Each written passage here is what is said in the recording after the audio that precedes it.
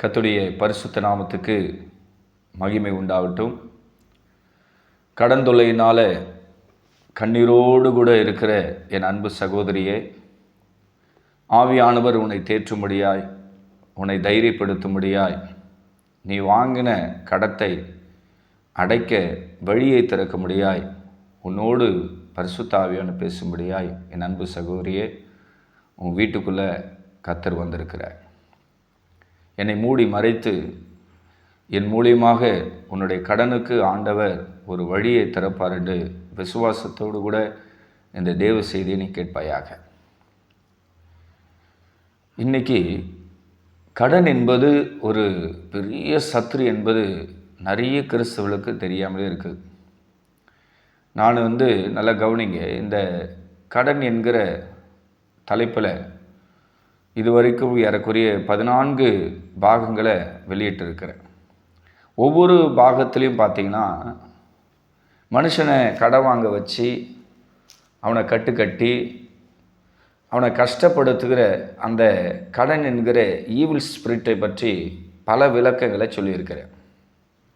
ஒருவேளை நீங்கள் இந்த 15ஆம் பாகத்தை ஃபஸ்ட் டைம் பார்க்கக்கூடியவர்களாக இருந்தால், ஏற்கனவே என்னுடைய சேனலில் இந்த கடன் தொல்லையா, கடன் சுமையில் இருக்கிறீர்களா, வருமான தடையா அப்படிங்கிற தலைப்பில் ஒரு 14 செய்தி ஏற்கனவே வெளியிட்டு இருக்கிறேன். நீங்கள் என்னுடைய சேனலுக்குள்ளே நீங்கள் சப்ஸ்கிரைப் பண்ணி ஸ்க்ரோல் பண்ணி பார்த்தீங்கன்னா எல்லா விதமான சத்தியம் உங்களுக்கு வெளிப்படும். அதாவது கடன் என்பது ஒவ்வொரு குடும்பத்துக்குள்ளே அது ஒரு தீராத தலைவலியாக, தீராத சத்ருவாக இருக்குது.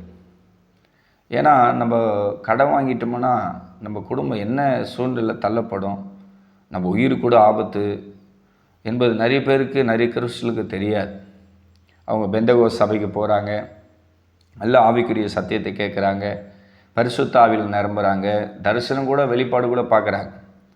ஆனால் கடன் வாங்கக்கூடாது, ஏசப்பாவுக்கு அதுக்கு பிடிக்காது, ஏசப்பாவுக்கு கடன்னா பிடிக்காது, தகப்பனுக்கு பிடிக்காத ஒரு காரியத்தை நம்ம செய்கிறோம்னு சொல்லி நிறைய கிறிஸ்தவர்களுக்கு முதல்ல தெரியல. சில பேர் சொல்லுவாங்க, நான் ஃபெய்த்தாக இருக்கிறேன்னு சொல்லின்னு ஊரெல்லாம் சுற்றி நிற்பாங்க. சபையில் கூட அப்படி தான் சொல்லின்னு இருப்பாங்க. என் அன்பு சகோதரி, ஃபெய்த்துனா என்ன தெரியுமாம்மா? கடன் வாங்காமல் விசுவாசமாக இருக்கிறேப்பார், அதுதான் ஃபெய்த். என் அன்பு சகோதரனே, கடன் வாங்காமல் உன்னோட வருமானத்தை கொண்டு உன் குடும்பத்தை நடத்துகிறப்பார், அதுதான்ப்பா ஃபெய்த்து. இன்றைக்கி ஃபெய்த்துனா என்ன, விசுவாசனா என்ன என்பதை கிளிவாக ஆண்டவர் வசனத்தை கொண்டு காட்டுவார். ஓகேங்களா? இப்போ தெரிஞ்சோ தெரியாமலோ நீங்கள் கடன் வாங்கிட்டு ரொம்ப வேதனையை அனுபவிச்சுன்னு உடஞ்சி போய், நொறுங்கி போய், ரொம்ப துக்கத்தோடு கூட நீங்கள் இருக்கலாம். ஆண்டவர் உங்களை நல்ல சமாரியன் போல உங்கள் காயங்களை எண்ணெயும் ரசமும் வாற்றி காயம் கட்டுவார். இந்த தெய்வ செய்தி என்பது என்ன என்பதை முதல்ல நான் புரிய வைக்கிறேன். பொதுவாகவே ஒரு மனுஷன் கடன் வாங்கிட்டான் அப்படின்னா அவனோட இருதயம் அப்படியே புண்பட்டிருக்கும். அவன் வீட்டுக்குள்ளே எந்த பொருளாதாரமும் இருக்காது, எல்லாமே தொச்சின்னு போயிடும். ஏன்னா கடன் கொடுத்துவன் படுத்து தூங்குகிற பாயை கூட, தலைக்காணி கூட அவன் பிடிங்கின்னு போயிடுவான். உன்னுடைய வீடு, உன்னுடைய வீட்டுடைய டாக்குமெண்ட்டு, உன்னுடைய சம்பளம் எல்லாமே அந்த சத்துரு கொண்டு போயிடும். புரியுதா உங்களுக்கு? கடத்துடைய ஈவில் ஸ்பிரிட்டுடைய தன்மைகள் இதுதாம்மா. கர்த்தருக்கு ஸ்தோத்திரம். கடன் வாங்கிட்டோம்னா நம்ம அவனுக்கு தான் அடிமை, எந்த மாற்றம் கிடையாது. என் வீட்டில் அரிசி கூட இல்லை ஆண்டவரே. அதாவது நீங்கள் கடன் வாங்கிட்டீங்கன்னா ஒரு 26 கிலோ அரிசி மூட்டையை கூட நீங்கள் காசு கொடுத்து வாங்க முடியாது. 1/2 கிலோ அரிசி, 1/4 கிலோ அரிசி, 1 கிலோ அரிசியை வேதனையோடு வாங்குவீங்க. உண்மையாக பொய்யாம்மா? சொல்லுமா? முன்னொரு காலத்தில் நீ ஒருத்தருக்கு ஒரு மூட்டை அரிசியை ஃப்ரீயாக வாங்கி கொடுத்துருப்பேன். ஒருத்தர் கஷ்டம், கண்ணீர், வேதனை, வேலை இல்லைன்னு சொல்லும்போது உங்கள்கிட்ட இருக்கிற காசை கொடுத்து அவங்க உதவி செய்து அரிசி, பருப்பு, காய்கெல்லாம் வாங்கி கொடுத்தேன். ஆனால் இன்றைக்கி நீ 1 கிலோ போய் மல்லிக்கல்ல அசிங்கமாக அந்த கடங்காரங்கிட்ட போய் நின்று 4 பேர் எதிரே அந்த 1 கிலோ அரிசி, 1/2 கிலோ அரிசி கொடுனா அப்படின்னு அந்த மல்லிகை கடைக்காரங்கிட்ட வாங்கின்னு வந்தப்பார். இதுக்கெல்லாம் காரணம் இந்த சாத்தான் தாம்மா. இன்றைக்கி அந்த சாத்தானை நீ ஜபத்தில் கட்டி அந்த சாத்தான, அந்த தரித்திர பிசாசை, அந்த கடங்கார பிசாசை, அந்த ஈவில் ஸ்பிரிட்டை, அந்த அசுத்தாவியை நீ தரத்தணும். அதுக்கு நீ ஒரு பொருத்தனை பண்ணணும். அந்த பொருத்தனை என்னன்னா, ஏசப்பா நான் இனிமேல் கடன் வாங்க மாட்டேன், வாங்கின கடத்தை கொடுக்கறதுக்கு நீங்கள் தான் தெய்வம், எனக்கு நீங்கள் தான்ப்பா அதை கொடுக்கணும். நான் யாரார்கிட்ட நகை வாங்கணும் ரிட்டர்ன் கொடுக்கணும், நான் யாரார்கிட்ட பணம் என் கூட பிறந்த அக்கா தங்கச்சியாக இருந்தாலும் நான் வாங்கின கடத்தை கொடுத்துடணும்.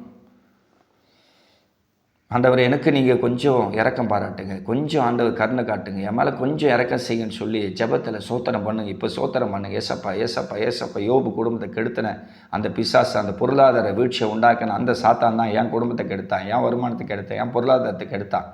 யோபுக்கு ரெட்டத்தனையான ஆசீர்வாதத்தை நீங்கள் தண்ணி எனக்கு தாங்கன்னு சொல்லி இந்த பிரசங்கத்தை கேட்டு கேட்டு கேட்டு தேம்பி அழுது நல்லா சோத்திரம் பண்ணி உன்னை சுத்திகரிச்சு, ஏசப்பா இனிமேல் கடன் வாங்க மாட்டேன், விசுவாசத்தில் இருப்பேன், யோபு குடும்பத்தை கெடுத்த அந்த சாத்தான் என் குடும்பத்தை கெடுத்துட்டாங்கன்னு சொல்லி ஆண்டவர் சமூகத்தில் போராடுமா.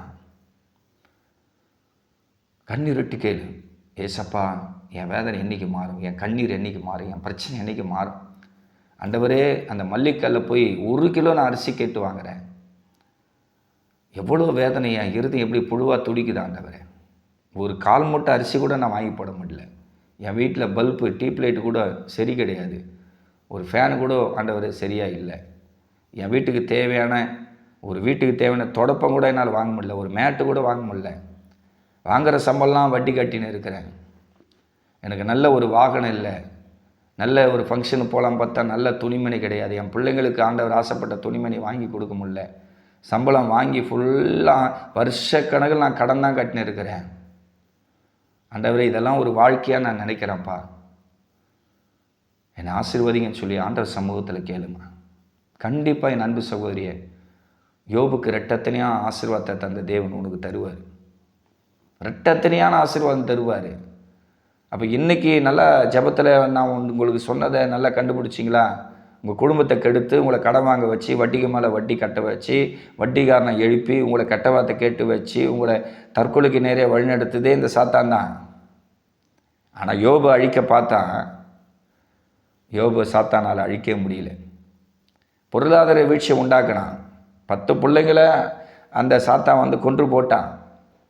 யோபுடைய ஆடு மாடு ஒட்டகம் எல்லாத்தையும் அவன் அழிச்சு போட்டான். பவுஞ்சா சாத்தான் வந்து படையெடுத்து வருது. கடைசியில் பாருங்கள், யோபு தான் ஜெயிக்கிறான், சாத்தான் தோற்று போகிறான். யோசனை பண்ணி பாருங்கள். ஒருத்தர் வந்து யோபுக்கிட்ட சொல்கிறான், பவுஞ்சா வந்தாங்க. அப்போ கடன் என்கிற ஈவில் ஸ்பிரிட்டு, பொருளாதார வீழ்ச்சியை உண்டாக்குற ஸ்பிரிட்டு, ஒரு ஸ்பிரிட்டு 2 ஸ்பிரிட்டு கிடையாதுமா. அந்த ஈவில் ஸ்பிரிட் வந்து எப்படி வரனா, நீங்கள் யோபின் சரித்திரம் அந்த முதல் அதிகாரம் இந்த 13வது வசனத்திலிருந்து பாருங்கள், அந்த வசன பகுதியெல்லாம் நீங்கள் வாசித்து பார்த்தீங்கன்னா அவங்க எப்படி வந்தாங்க, அந்த பொருளாதார வீழ்ச்சியை உண்டாக்குற அந்த சாத்தானுடைய ஈவில் ஸ்பிரிட் எப்படி இருந்தது அப்படின்னு நல்லா தெளிவாக இருக்குது. நீங்கள் ஒன்று ஒன்றா பாருங்கள். அதனால் ஈவில் ஸ்பிரிட்டுடைய கிரியை கூட சபேஹேர் அப்படின்னு வருது. இன்னொரு இடத்த கல்தேயர், இதெல்லாம் கடங்கார பிசாசுமா. அந்த கடங்கார பிசாசு இங்கே பாருங்கள், இந்த ரூபத்தில் இந்த ஸ்பிரிட்டில் அப்படியே பவுஞ்சாக வரும். விதமாக அவனை கடன் வாங்க வைக்கும், விதமாக. புரியுது? அவங்களுக்கு எடுத்து காட்டுறேன். யோபு புஸ்தகம் 1ஆம் அதிகாரம் 15வது வசனம். செபையர் அவைகள் மேல் விழுந்து அவைகளை சாய்த்து கொண்டு போனார்கள். பார்த்தீங்களா? வேலையாட்களை பட்டயத்தினால் வெட்டி போட்டார்கள். சபேயர், அந்த சபேயர் என்கிற அந்த ஈவில் ஸ்பிரிட்டு தான் அவனுடைய பொருளாதார வீழ்ச்சிக்கு காரணம். அதுக்கு அடுத்தது இன்னொன்று கல்தேயர் அப்படின்னு ஒருத்தன் வந்து யோபுக்கிட்ட சொல்லியிருக்கிறான். கல்தேயர் 3 பவுஞ்சாய் வந்து என்ன பண்ணாங்களே, ஒட்டகங்கள் மேல் விழுந்து அவங்களை ஓட்டி கொண்டு போனாங்க. பவுஞ்சா வந்து 3 பவுஞ்சா வந்து இந்த கல்தேயர் ஒட்டகத்தெல்லாம் ஓட்டின்னு போயிட்டாங்க. இன்னும் கூட டீப்பாக நீங்கள் பாருங்கள். அப்போ தான் இந்த பொருளாதார வீழ்ச்சியை உண்டாக்கி உங்களை கடன் வாங்க வச்சு உங்கள் குடும்பத்தை அழிச்ச அந்த சாத்தானை நீங்கள் ஜெபத்தில் கண்டுபிடித்து இந்த சபையர் கல்தருடைய ஆவியை நீங்கள் கட்ட முடியும். அதுக்குரிய வல்லமையும் அபிஷேகத்தையும் கர்த்தர் உங்களுக்கு தருவார். உண்மையிலே தருவாருமா, நீ கலங்கவே வேண்டாம். ஏசப்பானை கைவிட்டார், நான் இன்றைக்கி நடுத்தருக்கு வர வேண்டிய சூழ்நிலைக்கு தள்ளப்பட்டிருக்கிறேன், என் வீட்டில் அரிசி பருப்பு காய்கறி எண்ணெய் மாவு எல்லாத்திலும் திண்டாட்டம், என் வீட்டில் நல்ல ஒரு ஆகாரம் கிடையாது, பல நாளாச்சு நான் சமைச்சு சாப்பிட்டு, வாங்குகிற சம்பளத்தை நான் கடன்காரனை கொடுத்துட்டு சாப்பிடாம தான் நான் அழுதுன்னு இருக்கிறேன் அப்படின்னு துக்கத்தோடு இருக்கிற என் அன்பு சகோதரி, ஏசப்பா உன்னை நேசிக்கிறாருமா. ஏசப்பா உன்னை நேசிக்கிறார். இப்போ நீ அழுதுன்னு இருக்கிற. இந்த பாஸ்டர் என் வீட்டுக்கு நான் எப்படி கடன் வாங்கிட்டு நீ கஷ்டப்படுறன்றது அப்படியே தெளிவாக அவர் பேசுகிறான்னு சொல்லி நீ ஆச்சரியப்படலாம். பேசுகிறவர் நீங்கள் அல்லம்மா, உங்களுக்குள்ள இந்த ஆவியானவர் பேசுகிறாருன்னு ஆண்டவர் சொன்னார். நான் உன்னுடைய சொந்த சகோதரம் போல உன்னோடு கூட இப்போ பேசின்னு இருக்கிறேன். எழுந்துருமா. என்ன பிரச்சனை உனக்கு? கடத்தை அடைக்க முடியல, வட்டி கட்ட முடியல, அழுதுன்னு இருக்கிற, சாப்பிட முடியல, நடப்பணம் போல் இருக்கிற, புலம்புற, செத்துடலான்ற எண்ணம் வருது. இவ்வளோ தானம்மா உன் பிரச்சனை? ஆண்டவர் பார்த்துப்பார். எழுந்துருமா. உன் சொந்த சகோதரம் போல் நான் சொல்கிறேன், எனக்குள்ளே இருக்கிற ஆவியானவர் உன்னை தேற்றி தைரியப்படுத்துகிற. எழுந்து பிரகாசி. கர்த்தருடைய வல்லமை உண்மையில வந்தது, கர்த்தருடைய ஒளி உண்மையில வந்தது. ஆண்டவர் உன்னை குறித்து ஒரு பெரிய நோக்கம் வச்சுருக்கிறார், பெரிய அபிஷேகத்தை வச்சுக்கிறார், ரட்சிப்புள்ள இருக்கிற சந்தோஷத்தை வச்சுருக்கிறார். அதை யாரும் அழிக்க முடியாது. இன்றைக்கி விசுவாச பரீட்சை உனக்கு. அந்த விசுவாச பரீட்சையில், இந்த வறுமையில், கஷ்டத்தில் நீ தேவனை உண்மையாக தேடணும். அதுக்கு தான் கர்த்தர் இந்த விஷ பரீட்சையும் அக்னி பரீட்சையும் கர்த்தர் உனக்கு வச்சிருக்கிறார். ஏன்னா ஒரு மனுஷனுக்கு பொருளாதார வீழ்ச்சியை உண்டாக்கினா அவன் தேவனை மறுதளிச்சிடுவான் அப்படின்ற விஷயத்தையும் சாத்தான் ஆண்டவர்கிட்ட ஷேர் பண்ணியிருக்கிறான். வாசிக்கலாமா? யோபின் புஸ்தகம் 1ஆம் அதிகாரம் 11ஆம் வசனத்தில், ஆனாலும் உடைய கையை நீட்டி அவனுக்கு உண்டான எல்லாவற்றையும் தொடுவீரானால் அப்போது அவன் உமது முகத்துக்கு எதிரே உம்மை தூஷிப்பானோ பாரோ. பார்த்தீங்களா? ஆண்டவரை தூஷிக்கணுமா? ஏசப்பா எனக்கு பொருளாதாரம் கஷ்டம் கொடுத்தாரு, என் வீட்டை பிடிங்கினாரு, என் பிள்ளைங்களை பிடிங்கினாரு, என்னை தொழில் செய்யலை உள்ளலை, தொழில் செஞ்சால் விருத்தி அடைய முடியல, வருமானம் வரல, தொழிலில் வீழ்ச்சி வருது, அதனால் நீ ஆண்டவரை தூஷிக்கணுமா? யாருக்கு ஆசை? பிசாசுக்கு ஆசை. ஏசப்பா என்னை கைவிட்டான்னு சொன்னால் நீ ஆண்டவரை தூஷிக்கிறதுக்கு சமமா? ஒருபோதும் வாயிலேருந்து என் அன்பு சகோதரி அப்படி வரக்கூடாது. என்னோடய இயேசு ராஜாக்காக நான் இப்போ சாக ரெடி, ஏசப்பாக்க என் உயிரை கூட நான் கொடுப்பேன்னு சொல்லிப்பார். அந்த கடங்கார பிசாசு, அந்த வட்டிக்கார பிசாசு, உனக்கு தற்கொலை எண்ணத்தை உண்டாக்கின பிசாசு உன்னை கண்டு பயந்து ஓடும். அன்றைக்கி யோபுக்கு முன்னாடி அந்த சாத்தானால் நிற்க முடியல. எல்லா பொருளாதாரத்தையும் இழந்துட்டு, பிள்ளைகளை இழந்துட்டு நடுத்தரில் இருக்கும்போது அவன் சொல்கிறான், கர்த்தர் கொடுத்தார், கர்த்தர் எடுத்துக்கினார், அவன் நாமத்துக்கு சோத்திரம் நாம. அதுக்கப்புறம் அவனுடைய உடம்புல 1000 வியாதி. உனக்கு நல்லா தெரியும் அந்த சத்தியம். அவன் உடம்புல 1000 நோய், பலவீனம். ஒரு ஓட்டை கையில் எடுத்துக்கின்னு அவனுடைய புண்ணை அப்படியே சுரண்டான். அவன் எப்படி இருக்க வேதனை? எந்தெந்த வேதனையை யோபு சொல்லி அழ முடியுமா?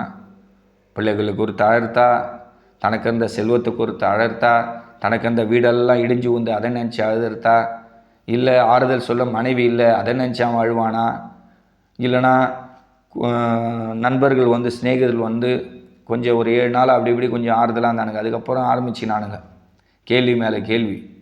இதை நினச்சி யோபு புலம்புவாரா? யோசனை பண்ணி பாருங்கள். யார் ஜெயிச்சா? ஆண்டவர் தான்மா அவனுக்கு ஜெயத்தை தராரு. பிசாசு கையிலேருந்து, அந்த கட்டிலேருந்து, அந்த தரித்திர கட்டிலேருந்து, அந்த பொருளாதார வீழ்ச்சியிலேருந்து கர்த்தர் அவனை மீட்டு திருப்பி யோபு வச்சு ஏசப்போ ஒரு சரித்திரம்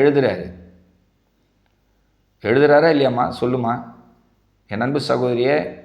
யோபின் சரித்திரம் அப்படின்னு இருக்கா தலைப்பு. உன்னை வச்சு ஏசப்பா ஒரு சரித்திரம் எழுத போகிறாரு. உனக்கு ஏசப்பா வீடு தரலன்னு வருத்தப்படாத, ஏசப்பா உனக்கு நல்ல கணவன் தரலையேன்னு வருத்தப்படாது. பிறந்த குழந்தைங்களும் உனக்கு கீழ்ப்படியிலே அடங்க மாட்டேது, சம்பாதிச்சு கொடுக்க மாட்டேது. அதுங்க சம்பாதிச்சு கொடுத்தா கூட ஓரளவுக்கு என்னோடய குடும்பத்தில் ஆசீர்வாதம் இருக்குமே, அது கூட இல்லையே, அது கூட நான் தகுதியான கிடையாதான்னு சொல்லி நீ ரொம்ப ரொம்ப இப்போ அழுது புலம்பின்னு இருக்கிறம்மா. ஆண்டவரே, கஞ்சி குடித்தா கூட கடன் இல்லாமல் நான் குடிக்கணும்னு சொல்லி சகோதரியை நீ அழுதுன்னு இருக்கு. ஏசப்பா உன்னை ஆற்றி தேற்றி தைரியப்படுத்துவாரம்மா. அவர் உன்னை ஆற்றி தேற்றி தைரியப்படுத்துகிற தகப்பன். அவரால் செய்ய முடியாத அதிசயம் எதுவுமே கிடையாது. உனக்கு ஒரு அதிசயத்தை கர்த்தர் செய்வார். உன்னை வானவில்லை போல ஆண்டவர் மேன்மைப்படுத்துவார். உன் சந்ததியை உன்னையும் கடற்கரை மணலை போல ஆண்டவர் பெருக செய்வார். நீ பழுகி பூமியை நிரப்புற அளவுக்கு ஆண்டவர் ஆசீர்வாதம் தருவார். ஏசப்பா யோபு போல என்னை கைவிட மாட்டார்னு விசுவாசத்தில் நில்லு. எதை இழந்தாலும் விசுவாசத்தை இழக்காத. உன் உயிரே போனாலும் கர்த்தருக்கு விரோதமாக பரலோகத்துக்கு விரோதமாக பேசாத. ஏசப்பா என்னை கைவிட்டாருன்னு சொல்லாத. அவர் உன் கூட தாம்மா இருக்கிறாரு. உங்கள் அப்பா அம்மா அவர், உங்கள் சொந்த அப்பா அவர். எப்படி உன்னை கைவிடுவார்? உன்னை பெத்த அப்பன் கூட உன்னை கைவிடலாம், உன் தாய் தகப்பன் கூட உன்னை கைவிடலாம். அப்பா கைவிடுவாரா?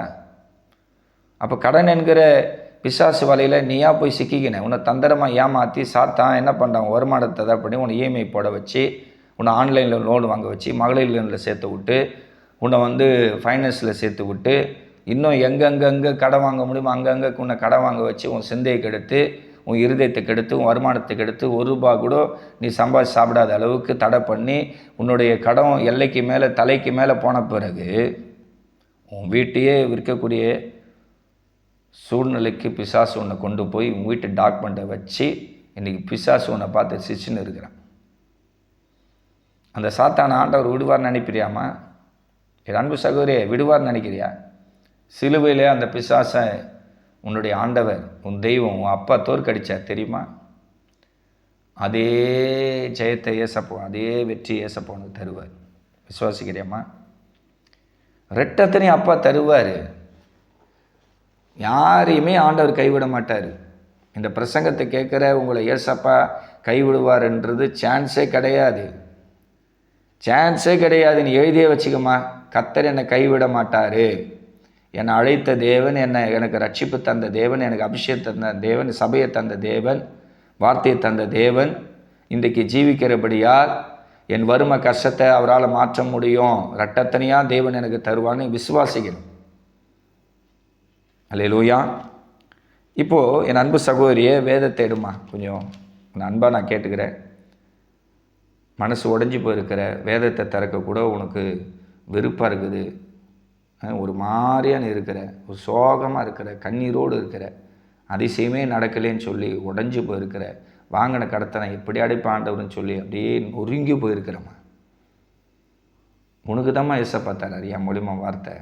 உன்னை தைரியப்படுத்த, உன்னை பலப்படுத்த என் அன்பு சகோதரியே, உனக்காக ஆண்டவர் வழக்காட, உனக்கு நீதி செய்ய, நீ வாங்கின கடத்தை அடைக்கிறதுக்கு அப்பாவே உனக்கு வழியை திறப்பார். யோபுடைய சூழ்நிலையை யாருமா மாற்ற முடியும்? யார் கொடுத்து அவனுக்கு உதவி செய்ய முடியும்? மனுஷ தயை உண்டாக்கி அவனுக்கு இரட்டத்தனையான பொருளாதாரத்தை கொண்டு வந்ததே தேவன்தான். பிசாசு அவனை நடுத்தருவில் உட்கார வச்சிட்டான். ஆனால் ஆண்டவர் யோபு அப்படியே உயர்த்தி தூக்கி காட்டுற. ஆண்டோடைய அன்பையும் பாரு, பிசாசோட ஈவில் ஸ்பிரிட்டையும் பாரு. பிசாசு உன்னை கடன் என்கிற பேரில் உன்னை நடுத்தரில் உட்கார வச்சு அவன் சிரிக்க பார்ப்பான். ஆனால் நீ ஆராதிக்கிற உன் தேவன் உண்மை உள்ளவராக இருக்கிற. உன்னை ஒருபோதும் அப்பா கைவிட மாட்டார். என்னோடு கூட நீ ஜெபம் பண்ணியனா உனக்கு இரட்டத்தனையான ஆசீர்வாதத்தை கர்த்தர் உனக்கு தருவார். நீ வாங்கின அந்த கடத்தையெல்லாம் கட்டிடுவேன். நீ வாங்கின லோன்லாம் அடைச்சிடுவேன். உன்னுடைய வியாதி, பலவீனம், வறுமை, கஷ்டம்லாம் போய் நீ குடும்பமாக கணவனோடு சந்தோஷமாக இருப்பேன். என் அன்பு சகோதரியே, ஏசப்பா உன்னை ப்ளஸ் பண்ணுவார். உன்னை ஆண்டவர் ஆசீர்வதிப்பாருமா. இப்படியே சூழ்நிலை இருக்குன்னு நினைக்காது. இப்படியே கடன் தொழிலில் நான் செத்துருவேன், என் வாழ்க்கை மாறாது, என் கஷ்டம் மாறாதுன்னு தயவு செய்து யாருமே நினைக்காது. அல்லேலூயா. யோபின் சரித்திரம் 42ஆம் அதிகாரம் எடுத்துக்கொள்ளுங்க. அதில் யோபுடைய முன்னிலைமை பார்க்க அவனுடைய பின்னிலைமையை கர்த்தர் ஆசீர்வதித்தார். இந்த வசனம் பொய்யாமா? அவனுக்கு இரட்டத்தனையான ஆசீர்வாதத்தை கர்த்தர் அவனுக்கு தந்தாராம். அல்லேலூயா. எல்லாம் டபுள் டபுளா இரட்டத்தனையான ஆசீர்வாதம். யோபு 10ஆம் அதிகாரம் 42. யோபு தன் சிநேகனுக்காக வேண்டுதல் செய்த போது கர்த்தர் அவன் சிறையிருப்பை மாற்றினார். யோபுக்கு முன்னிருந்த எல்லாவற்றிலும் பார்க்கிலும் இரட்டத்தனையாய் கர்த்தர் அவனுக்கு தந்தறினார். யாருமா தந்தா பொருளாதார ஆசீர்வாதத்தை? ஏசப்பா தந்தார். அப்போ இன்றைக்கி பொருளாதார தடை மாறி உன்னோட பிஸ்னஸில் நீ ஆசீர்வதிக்கப்பட்டு வாங்கின கடத்தெல்லாம் அடைச்சிட்டு இரட்டத்தனையான ஆசீர்வாதத்தை யார் தர முடியும்? கர்த்தர் தான் தர முடியும். நீ ஏன் முயற்சி பண்ணி அந்த தொழில் இந்த தொழில் பண்ணாலும் நடக்காது. இல்லை இங்கேருந்து வெளிநாட்டுக்கு போயிட்டு சம்பாரிச்சு என் கடத்தை அடைக்கிறனா அதுவும் நடக்காது. ஐஸ்வர்யமும் கனமும் மேலேருந்து வருது. 1 நாளாகவும் 29ஆம் அதிகாரத்தை எடுத்துக்கொள்ளுங்க. அதில் ஐஸ்வர்யத்தையும் கனத்தையும் ஆண்டவர் அவருக்கு பிரியமான அவருடைய பிள்ளைகளுக்கு அவரே தராரு. புரியுதா நான் சொல்கிறது உங்களுக்கு? இந்த 2 நாளாகமத்தை 1 நாளாகமத்தை எடுத்துக்கொள்ளுங்க. அதில் தாவீது சொல்கிறான், இந்த 1 நாளாகமும் 29ஆம் அதிகாரம் 12வது வசனத்தில் தாவீது சொல்கிறான், ஐஸ்வர்யமும் கனமும் உம்மாலே வருகிறது. ஒரு சோத்திரம் பண்ண மாட்டிங்களா? ஆண்டவரை மகிமைப்படுத்த மாட்டிங்களா? ஐஸ்வர்யத்தையும் கனத்தையும் உனக்கு தருவார். இன்றைக்கி ஐஸ்வர்யம் கிடையாது, உனக்கு மரியாதை இந்த பூமியில் இல்லை. அப்படி தானே உன் வாழ்க்கை. கடன் வாங்கினாலும் இந்த ஊரில் யாருன்னா உன்னை மதிக்கிறாங்கம்மா, உன்னை கடங்காரி கடங்காரி கடங்காரி எதனா கேட்க வரான்னு பயந்து ஓடுது அந்த உலகம். எந்த கனமாவது உனக்கு வீட்லையாவது வெளியிலையாவது எந்த மரியாதை கனமாவது இருக்கா? இல்லைல்ல. அப்போ உனக்கு தரப்போகிறார். இப்போது ஐஸ்வர்யம் வந்து சேர்ந்துச்சுன்னா 1000 பேர் வந்துடுவாங்க உன்னை தேடி. என் அக்கா, என் தம்பி, என் அண்ணன், அப்படியே படையே சூழ்ந்துடும். ஆனால் உனக்கு வறுமை, கஷ்டம், சோதனை, வறுமை, பிரச்சனைனா ஒரே ஒரு காக்கா கூட உங்ககிட்ட வந்து நிற்காதுமா. அதுதான் மனுஷனுக்கும் தேவனுக்கும் உள்ள வித்தியாசம். பிசாசுடைய தன்மைகளை சொன்னோம் பார்த்தீங்களா? உன்னை நடுத்தரில் உட்கார வச்சு உனக்கு வியாதி கொடுத்து தரித்திரத்தை கொடுத்து உன்னை வந்து ஒடுக்கணும், உன் பொருளாதாரத்தை அழிக்கணும். அதான் சாத்தானுடைய புத்தி. மனுஷன் புத்தி என்ன? இதே தான், யாருக்குரிய கொஞ்சம் தான் டிஃப்ரெண்ட்டு. அவ்வளோதான். இந்த உலகம் தெரிஞ்சுக்கோ, ஆண்டவர் தான் நிரந்தரமா. என் அன்பு சகோதரியே, உன் சொந்த சகோதரன் போல் நான் பேசுகிறேன். ஏசப்பா தான் நிரந்தரம். பணம் இன்றைக்கி வரும், நாளைக்கு போயிடும். இவர் தான் நிரந்தரமானவர். இவர் நினைச்சாருன்னா 1 நாளாகும் 29ஆம் அதிகாரத்து மேலே கையை வை. ஏசப்பா ஐஸ்வர்யத்தையும் கனத்தை எனக்கு தாங்க. கேளுமா, கேளு. ஏசப்பா இப்படி கை வை. ஏசப்பா ஐஸ்வர்யத்தையும் கனத்தை எனக்கு தாங்க. என் கடன் தொல்லை மாறினேன், கடன் தொல்லை மாறினேன், கடன் தொல்லை மாறினேன். விடாப்படியாக கேளு, விடாப்படியாக கேளு. ஏசப்பா என் கண்ணீர் மாறினேன், வேதனை மாறினேன், என் பிரச்சனை மாறணும், என் போராட்டம் மாறினேன். என்னை ஏன் இப்படி வச்சுன்னு இருக்கிற? என் சாபக்கட்டை உடை. எங்கேருந்து பணம் வரும், எப்படி வரும் எனக்கு தெரியாது. எங்கேருந்து பணம் வரும், எப்படி வரும் எனக்கு தெரியும். நீங்கள் தான் தரணும், நீங்கள் தான் கொடுக்கணும். நான் உங்கள் பிள்ளை, நீங்கள் தானே ரட்சிப்பு தந்தீங்க. நான் தெரியாதனமாக கடன் வாங்கி இப்போ மாட்டிக்கின்னு சிக்கிக்கின்னு நான் அவஸ்தைப்பட்டுங்கிறேன், அவமானப்பட்டுங்கிறேன். சாப்பாடு கூட எனக்கு வழியில் ஆண்டவரே, ஒரு கிலோ அரிசி வாங்கி நான் சாப்பிட்டு இருக்கிறேன். இதெல்லாம் எனக்கு ஆண்டவர் எவ்வளோ ஒரு அவமானத்தை உண்டாக்குது. நான் உங்கள் பிள்ளை ஆண்டவரே, நான் உரிமையாக கேட்குறேன், புத்திர சுகாரத்தின் ஆவியோடு கேட்குறேன். ஏன் வறுமையை என் கஷ்டத்தை எடுத்து போட்டு யோபு ஆசீர்வாதத்தை போல் ரெட்டத்தனையான ஆசீர்வாதத்தை நிரப்புங்க. ஐஸ்வர்யத்தையும் கனத்தையும் பரலோகத்தையும் அனுப்புன்னு சொல்லி செபத்தில் கேளுமா. ஏசப்பா வழி திறப்பார், அவரே திறப்பார். அடைக்கப்பட்ட கதவுலாம் திறக்கும். வெண்கல கதவுகளை உடைப்பார், இருப்புத்தால முறிப்பார். அந்தகாரத்தில் இருக்க பொக்கிஷத்தை கத்தர் உனக்கு தருவார். ஒளிபிடத்தில் இருக்கிற புதையில கூட ஆண்டவத்துவம் தருவார்மா. ஆண்டவர் நினைச்சார்னா ஒரே ஒரு நிமிஷத்தில், ஒரு நொடி பொழுதில் உங்களுடைய வறுமை, கஷ்டம், கடந்தொல்ல மாறும். உங்கள் சரீரத்தில் இருக்கிற எல்லா வியாதியை மாற்ற அவரால் முடியும். அவர் மரித்தோரை உயிர்ப்பிக்கிற பெரிய தேவன். உங்களுக்காக இப்போ நான் ஜெபம் பண்ண போகிறேன். கடந்தொல்லையோடு, கண்ணீரோடு, கட்டுகளோடு, பலவிதமான பிரச்சனைகளோடு இருக்கிற என் அன்பு சகோதரியே, உனக்காக உன்னோட சொந்த சகோதரம் போல நான் இப்போ ஜெபிக்க போகிறேன். கண்களை மூடு. எங்களை அதிகமாக நேசிக்கிறதான அன்பின் பரிசுத்த பிதாவே, இந்த ஜெப வேலைக்காக ஸ்தோத்திரம் ஆண்டவரே. இந்த தேவ செய்தி யூடியூப்பில் பார்த்த ஒவ்வொரு சகோதர சகோதரிக்காக நான் ஜெபிக்கிறேன். பரிசுத்த ஆவியினுடைய ஆசீர்வாதம் ஆண்டவர் ஒவ்வொரு வீட்டுக்குள்ளே உண்டாகட்டும். இன்றைக்கு யோபுடைய வாழ்க்கை சரித்திரத்திலே யோபு நல்லா இருக்கும்போது ஆண்டவர் அவனை சூழ்ந்து எவ்வளோ பேர் இருந்தாங்க. ஆனால் அவனுக்கு நஷ்டம், இழப்பு, பொருளாதார வீழ்ச்சி, உயிர் சேதம் வந்தபோது ஆண்டவர் அவன் நடுத்தருவில் வியாதி பலவீனத்தோடு இருக்கும்போது அவனுக்கு உதவி செய்ய, ஆதரவாய் பேச ஒருவருமே அங்கே இல்லை. ஆனால் அவனுடைய வறுமைகளின் கஷ்டத்தை மாற்றி இரட்டத்தனையான ஆசீர்வாதத்தை அவனுக்கு தந்த தேவன். ஐஸ்வர்யத்தையும் கனத்தையும் நீர்தான் பரலோகத்தில் அனுப்ப முடியும் என்று இன்றைக்கு நம்முடைய பிள்ளைகள் இந்த தேவ செய்தியை கேட்டாங்க. கேட்ட ஒவ்வொரு சகோதர சகோதரிகளையும் ஆண்டவர் நீங்கள் ஆசீர்வதிங்க அப்பா.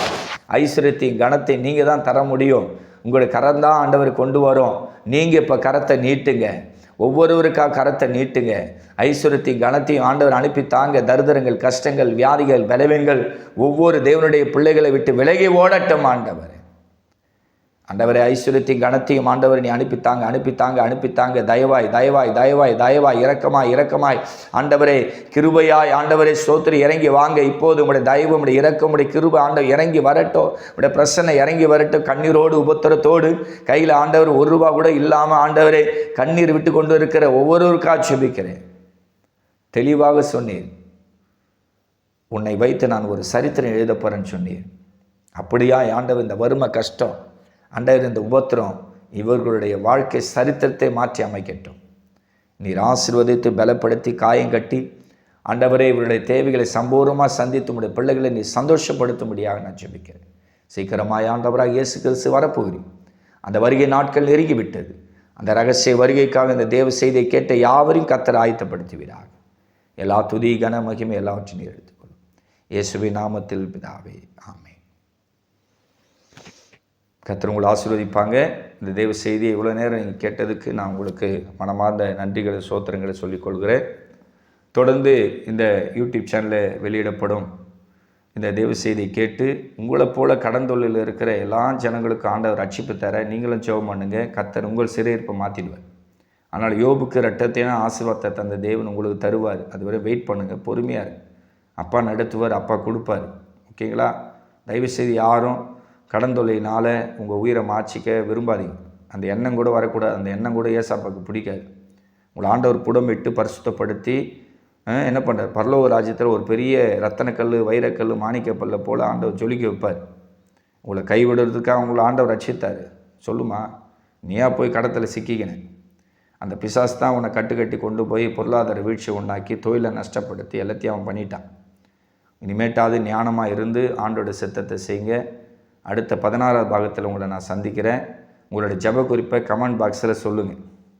உங்களுக்கு எதனா பிரச்சனை கடந்துள்ள அப்படின்னா தைரியமாக கமெண்ட் பாக்ஸில் போடுங்க. இல்லை போட எனக்கு ஒரு மாதிரி இருக்குதுன்னா ஒரு ஆமீன் ஒரு ப்ரைஸ் ஆட் போட்டிங்கன்னா, ஓ இவ்வளோ பேருக்கு இந்த செய்தி ரீச் ஆகிருக்குது, இவ்வளோ பேர் தொடப்பட்டிருக்கிறேன், ஆறுதல் அடைஞ்சாங்கன்னு நான் தெரிஞ்சு உங்களுக்காக ப்ரேயர் பண்ணுவேன்.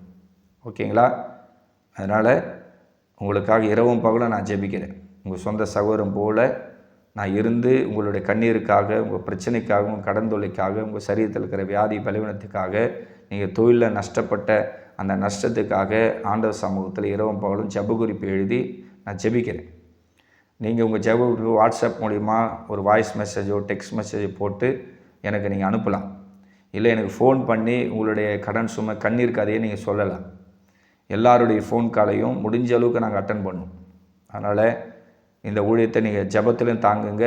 நாங்கள் இரவும் பகலும் உங்களுடைய கடன் சுமை மாறுவதற்காக ஜெபம் பண்ண நாங்கள் கடமைப்பட்டிருக்கோம். கண்ணீரோடு வேதனையோடு இருக்கிற ஜனங்களுக்கு ஜெபம் பண்ணி அவங்களுக்கு ஆசீர்வாதத்தை வாங்கி தருவதே இந்த ஊழியத்துடைய முக்கிய பணி, முக்கிய ஊழியமாக இருக்குது. அதனால் ஏசப்பா கண்டிப்பாக யோபை உயர்த்தின தேவன் உங்களை உயர்த்துவார். ஓகேங்களா? தைரியமாக இருங்க, சந்தோஷமாக இருங்க. ஏசப்பா உங்கள் கூட தான் இருக்கிறார், உங்களை கைவிட மாட்டார். இப்போ இருக்கிற உபத்திரலாம் தான் ஆண்டவர் மாற்றி உங்களை பரலோக ராஜ்யத்தில் ஒரு வைரக்கல், ஒரு மாணிக்கக்கல், ரத்தனக்கல்லை போல் ஆண்டவர் ஜொலிக்க வைப்பார். இந்த பூமியில் உங்கள் கண்ணீர் ஆண்டவர் துடைச்சி உங்கள் கடன் சாபக்கட்டை உடைச்சி உங்களை ஆண்டவர் குடும்பமாக ஆசீர்வதிப்பார். ஓகேங்களா? கர்த்தர் உங்களை ஆசீர்வதிப்பாங்க. God bless you. Praise the Lord. Amen. வாழ்த்துக்கள்.